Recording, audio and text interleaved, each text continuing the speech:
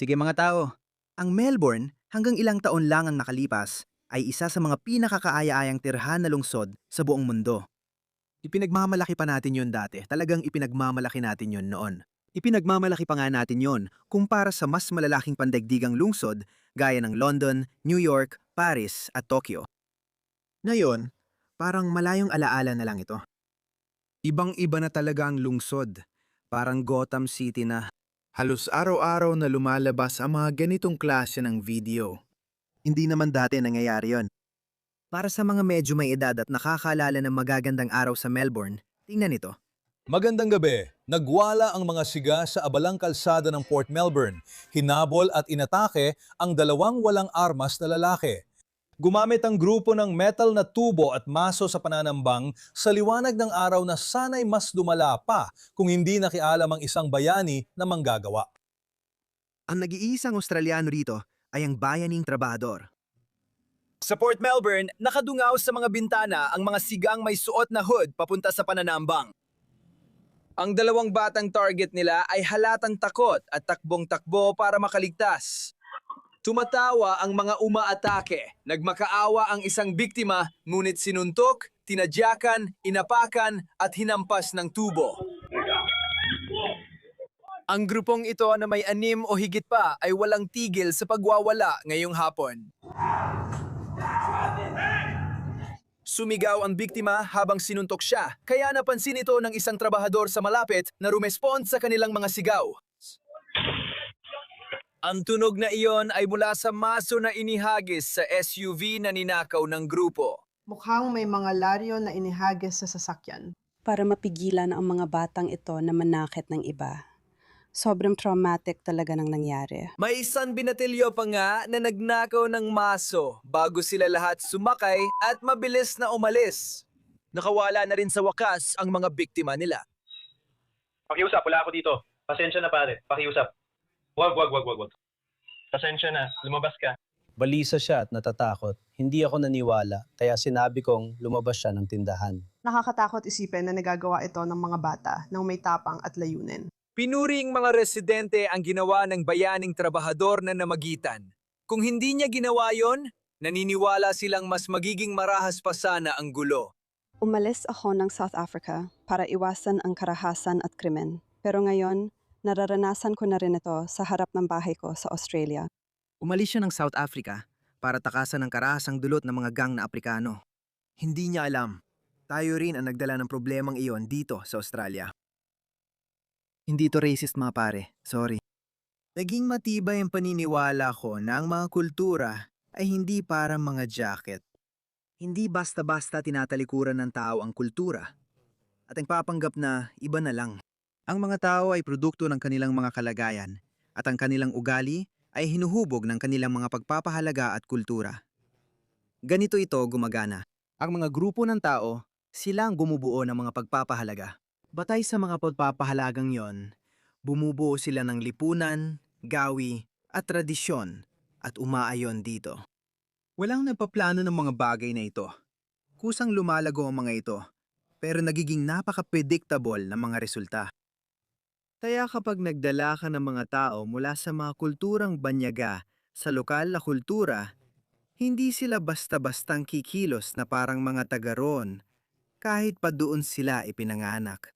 Maliban kukunin mo ang mga batang yon mula sa kanilang magulang at palakihin bilang mga Australiano, ibig sabihin, bibigyan ng pamumuhay na Australiano mula pagkasilang, siguro doon ka lang magkakaroon ng kaunting pagkakataon. Sa tingin ko, baka tawagin silang stolen generation na ayaw natin mangyari. Hindi papayagan na makabagong moralidad natin yan. Kaya iisa lang ang solusyon. Magdala lang tayo ng mga tao mula sa magkaparehong kultura. Ang isang Amerikano na pupunta sa Australia ay hindi magkakaroon ng problema sa integrasyon. Katotohanan yan. Maaring may ilan sa kanila na humiling ng karapatang magmay-ari ng baril, gaya rin ng maraming Australiano.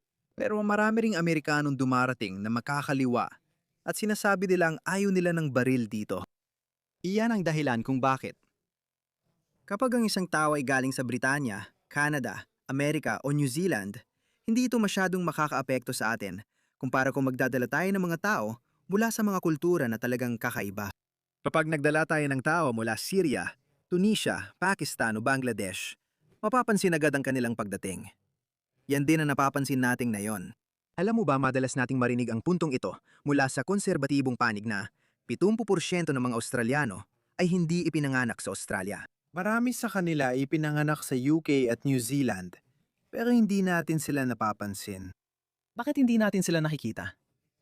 Kung ako ang diktador ng Australia, papasukin ko ang lahat ng puting tao mula South Africa at UK at ibibigay ito sa mga Islamist.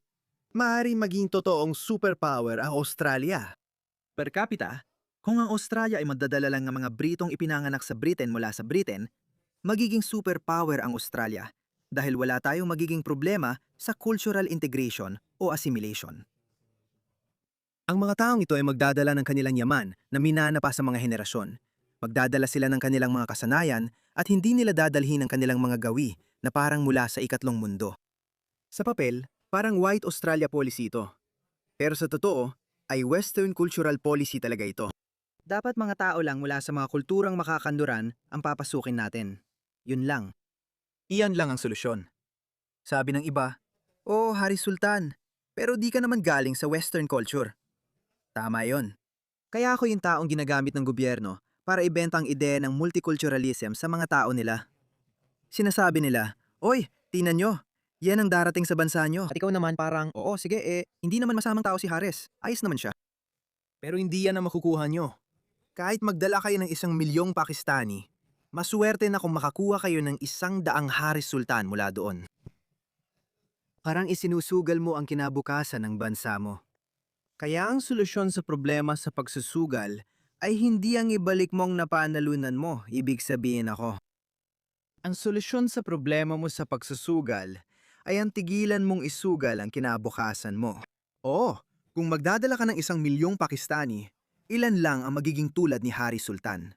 Pero karamihan ay katulad ni na Mohammed Hijab at Daniel Hikikatu. O kapag tiningnan mo ang UK, iyan ang mangyayari. At ganun din sa mga tao mula sa mararahas na kultura. Mga taong nakasaksi ng digmaang sibil.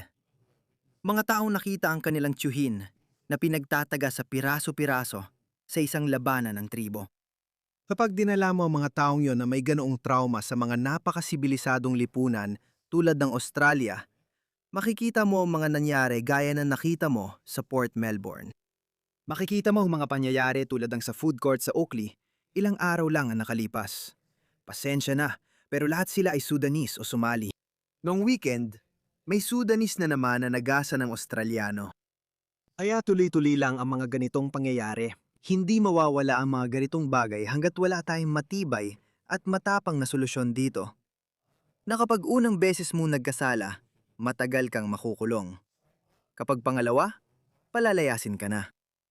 Para sa mga bagong migrante, kung mula ka sa kulturang hindi tugma sa mga pagpapahalagang Australiano, pasensya na. Kahit mabuti kang tao, ayaw na naming isugal pa yan ngayon, okay?